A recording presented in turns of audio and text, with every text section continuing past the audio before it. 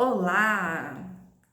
Hoje nós estamos já na devocional de número 10. Que alegria, né? Hoje vamos ler Romanos, nós já estamos no capítulo 2.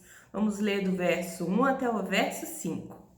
E diz assim a leitura: Portanto, és indesculpável o homem quando julgas, quem quer que sejas, porque no que julgas a outro, a ti mesmo te condenas, pois pratica as próprias coisas que condenas. Bem sabemos que o juízo de Deus é segunda a verdade contra os que praticam tais coisas. Tu, ó homem, que condenas os que praticam tais coisas e fazem as mesmas. Pensas que te livrarás do juízo de Deus? Ou despreza a riqueza da sua bondade e tolerância e longanimidade, ignorando que a bondade de Deus é que te conduz ao arrependimento? Mas segundo a tua dureza e coração impenitente, acumula contra ti mesmo ira para o dia da ira e da revelação do justo juiz de Deus. Até aqui.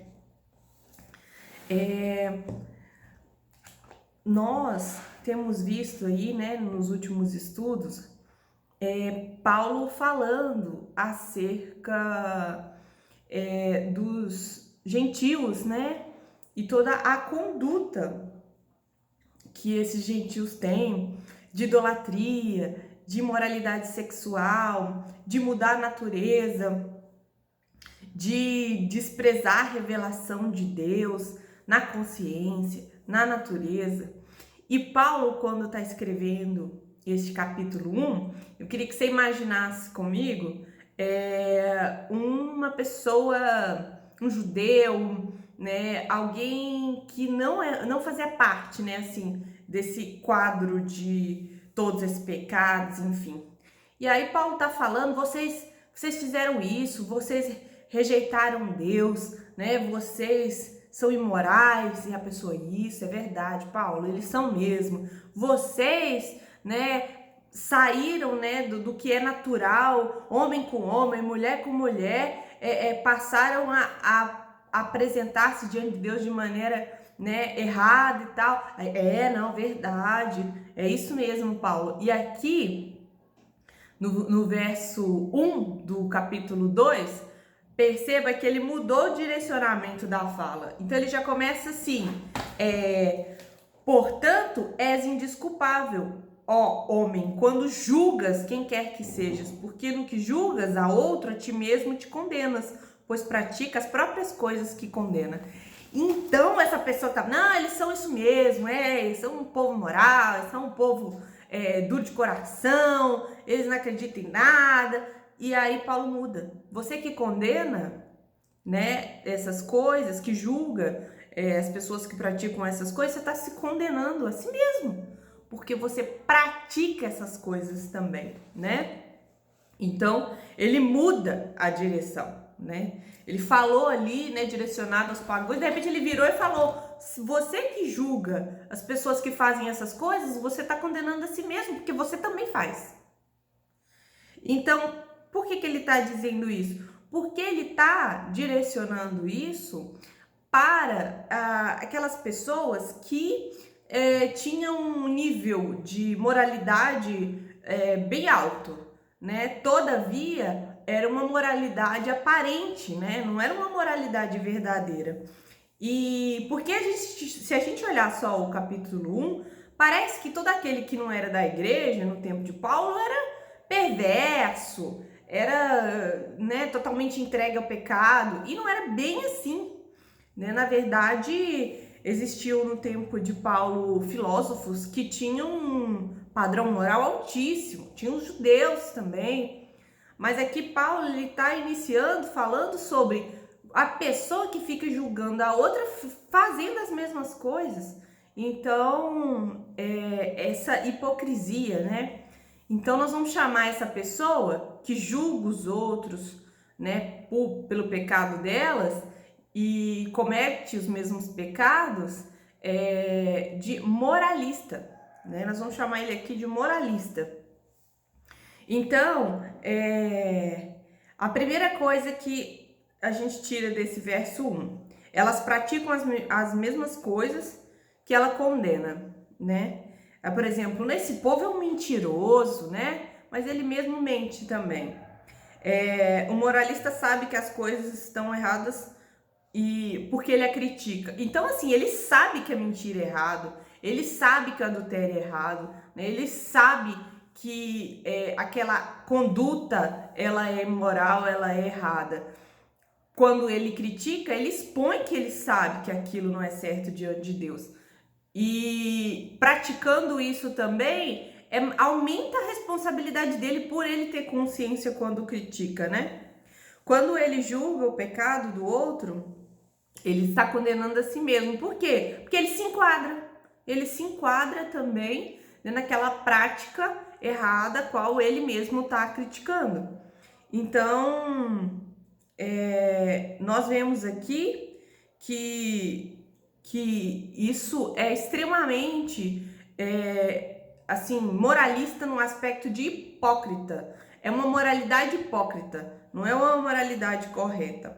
E aí, eu queria trazer a lembrança, a passagem em que o profeta Natan confronta Davi, né? Como exemplo disso, né? O profeta Natan chega diante de Davi e fala: Rei Davi, tinha um homem muito pobre e esse homem tinha apenas uma ovelhinha. E o rei, que tinha muitas ovelhas, quando recebeu pessoas no seu palácio, mandou que buscasse aquela única ovelhinha daquele homem pobre. E aí ele pegou a ovelhinha para si, né, e ofereceu aos seus convidados. E eu pergunto agora, rei Davi, de que é digno esse rei, né, esse homem, na verdade, não falou rei, esse homem que, tendo muitas ovelhas, pegou a única ovelhinha daquele homem pobre. Aí Davi ficou indignado. Davi falou: esse homem é digno de morte. Esse homem tá todo errado, ele tem que ser punido. E aí o profeta Natan falou: esse homem é você, Davi, né? Que pegou a mulher, né, de um homem, era a única mulher desse homem, tomou ele para si, né? Conduziu esse homem à morte, né? O mandando para o fronte de batalha. Então esse homem é você.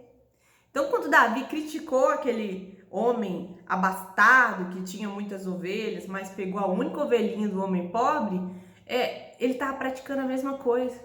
Então, entendem a situação em que você, nossa, que absurdo, que coisa errada, meu Deus, isso é muito injusto, isso é muito impróprio, e de repente você está fazendo a mesma coisa, e esse seria um julgamento hipócrita, né?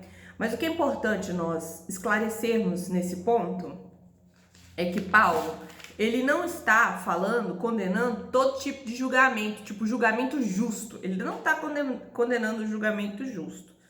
Lá em Mateus, Jesus diz: não julgais para não serdes julgados. Logo em seguida, ele fala para nós ter cuidado com os falsos profetas. Então, o que Jesus está querendo dizer? Ele está reforçando isso que Paulo está falando, né? Aliás, Paulo está se referindo à mesma coisa que Jesus, desse julgamento hipócrita, né? Esse julgamento injusto, esse julgamento no qual a pessoa pratica as mesmas coisas. Mas quando Jesus logo em seguida manda a gente tomar cuidado com os falsos profetas, isso é necessário que haja um julgamento, né? Para você discernir a falsidade de um profeta, você precisa analisar a verdade do que ele fala, você precisa julgar, né, toda a conduta, todo o conteúdo que é dito, né? Então, não está sendo uma crítica ao julgamento justo. Há momentos em que a gente precisa realmente avaliar a conduta de uma pessoa, né, tirar nossas conclusões, né, tomar uma postura diante daquilo. Então, não é desse tipo de julgamento que Paulo está falando, né? Então, desse julgamento hipócrita, desse julgamento moralista, né? na qual você critica o erro do outro, mas você comete. E às vezes, gente, não é o mesmo erro da pessoa, mas você comete outros pecados, né? Então, precisa ser avaliado se isso não é apenas um julgamento moralista.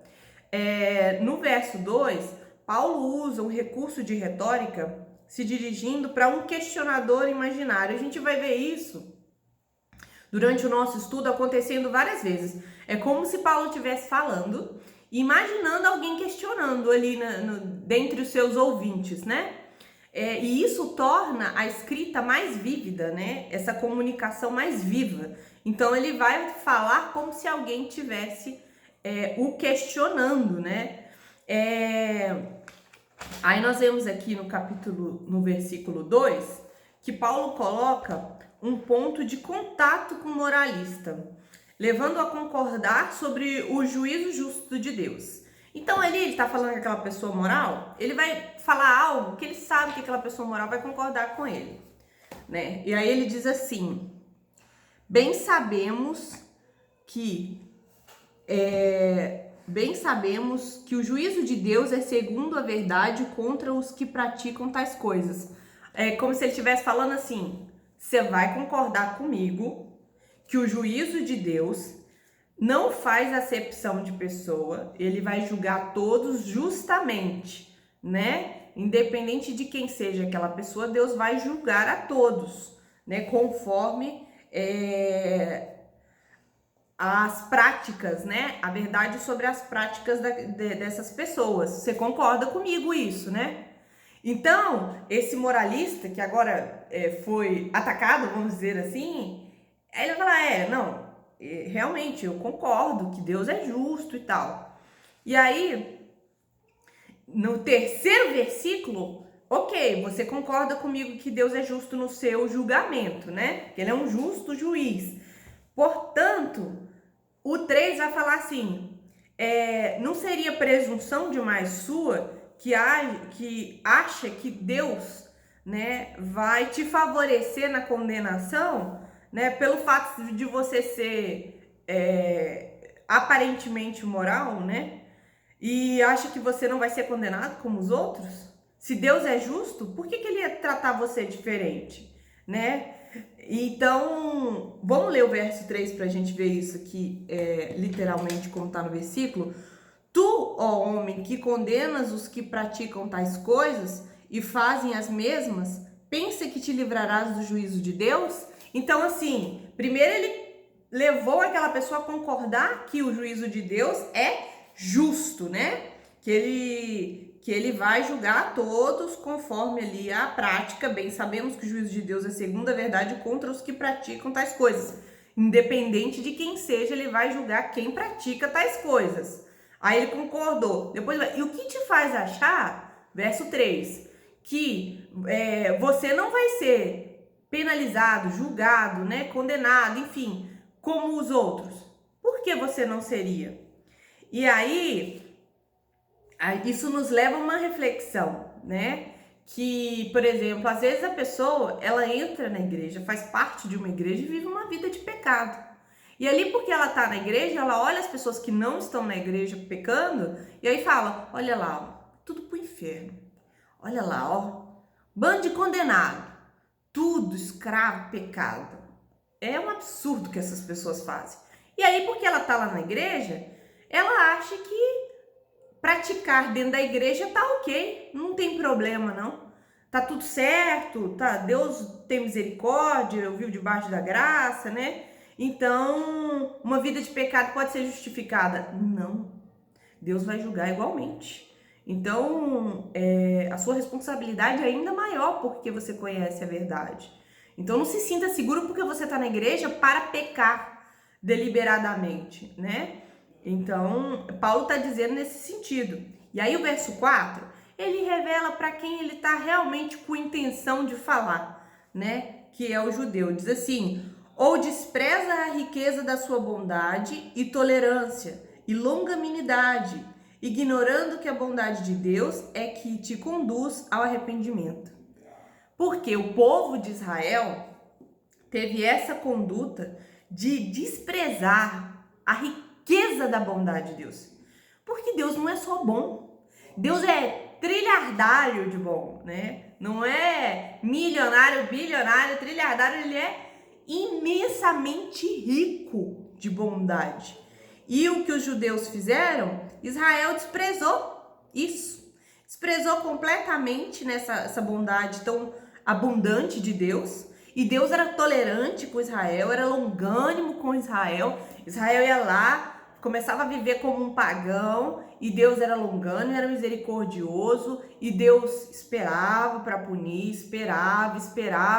Israel não via Deus penalizando, Israel se sentiu confortável, seguro no... eu sou descendente de Abraão, eu tenho promessas, então Deus é comigo, né? Esses outros todos vão sofrer, mas comigo não vai acontecer nada, né? E isso foi um desprezo, essa paciência de Deus, né? Essa espera, essa misericórdia. E Deus não fez isso porque ele fechou os olhos para Israel, para o que Israel estava fazendo, né? Deus não estava trazendo impunidade para Israel de uma maneira geral. Não é.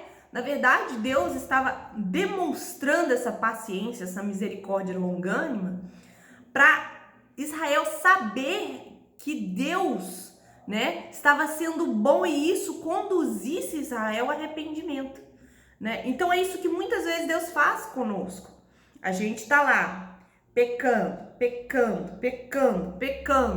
e Deus falando na sua palavra, Deus alertando, Deus o tempo todo, o Espírito Santo ali incomodando você, que você tem que mudar aquela prática, aquela conduta, aquela postura. E aí você, mas não acontece nada, eu tô fazendo, não acontece nada. Deus tá protegendo, né, de qualquer consequência. E na verdade Deus está querendo mostrar a misericórdia dele para que você se arrependa, tá te dando tempo para se arrepender, né? Então a gente não pode fazer o que Israel fez, né? Desprezar a riqueza da bondade de Deus.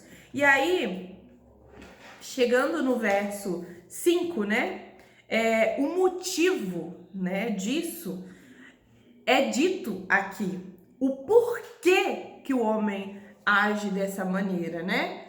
Esse moralista. Mas segundo a dureza, segundo a tua dureza e coração impenitente.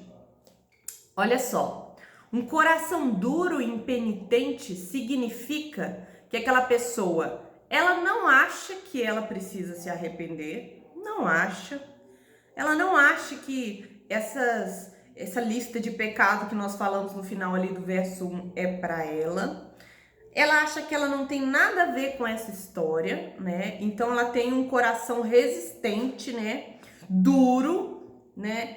E impenitente. Então assim, ela resiste, né? E ela é impenitente por quê? Quando a gente lembra de penitência, a gente lembra daqueles flagelos, né? Da Igreja Católica, sobretudo na Idade Média. Ainda hoje existem algumas práticas de flagelo, que é uma maneira de você demonstrar arrependimento. Mas para nós precisamos entender que um coração penitente, a penitência não é uma ação, a penitência é uma postura de vida. Nós devemos ter uma postura de vida de arrependimento. A gente precisa lembrar e saber da nossa condição, do nosso coração perverso todo o tempo em arrependimento a Deus, né? Então, o que Paulo está dizendo que a razão para isso é a dureza do coração e esse coração que não acha que precisa se arrepender, né? E aí, qual é a consequência disso? A consequência disso acumulas contra ti mesmo ira para o dia da ira e da revelação do justo juiz de Deus. Então, a consequência disso é acumular a ira de Deus sobre você. E no dia do juízo, no dia da ira, né, essa ira será aplicada, né? Então, se não está sendo aplicada agora, saiba de uma coisa. Deus está sendo bom com você para que você se arrependa, para que você tenha tempo, para que você veja na bondade de Deus, né, uma razão forte para se arrepender, né, porque Ele é justo quando nos condena, né, por essa moralidade hipócrita, né, e muitas vezes, irmãos, nós que temos que pensar agora, se a gente tiver esse espírito de crítica, né, de julgamento, a gente precisa repensar isso, né? Tá sempre olhando a vida dos outros, tá sempre criticando a vida dos outros, e a verdade é, a gente precisa rever, porque isso não é a vida que Deus, que o Evangelho nos conduz, de ficar olhando para os outros, né? Olhe para si, né? Como eu disse, não é de uma maneira geral, né? Mas é de uma maneira que a gente possa ter misericórdia com as outras pessoas, né? E às vezes você tá desiludido com a igreja porque tem visto pessoas falando de uma moralidade que não vive, de uma santidade que não vive, né? E aí você não quer estar no meio da igreja porque você acha que a igreja é um lugar de hipócritas. Então eu gostaria que você soubesse que o que o Evangelho está dizendo aqui é que Deus não... Como Deus trata esses hipócritas, como Deus trata esses moralistas, entendeu? Deus não está de acordo com isso. Há punição para quem viver uma vida de moralidade hipócrita, entende? Então você não devia estar desiludido com a igreja, desiludido com Deus. Você devia estar desiludido com você mesmo, que pratica as mesmas coisas. Então, nós precisamos encarar isso, né? Encarar que Deus não está de acordo com essas coisas, não mesmo. E lembrarmos também que toda misericórdia mostrada por Deus numa vida de um pecador é para levá-lo ao arrependimento, né? Temos um Deus que é abundante, né, em sua bondade, em sua paciência, né, em sua espera, né? Então, assim, temos que ver isso não como uma oportunidade para pecar mais, mas ver isso como um motivo fortíssimo para nos arrepender. Esse tempo de Deus é misericórdia de Deus sobre as nossas vidas, né? E não adianta você fazer penitências e flagelos, né, se você não tem uma vida de arrependimento.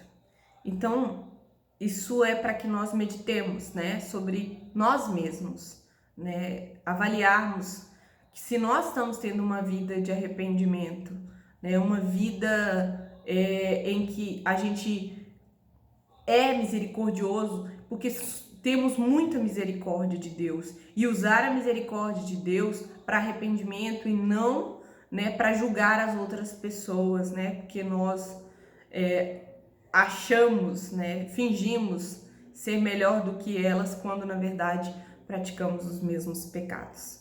Então esse foi o estudo de hoje, até a nossa próxima devocional.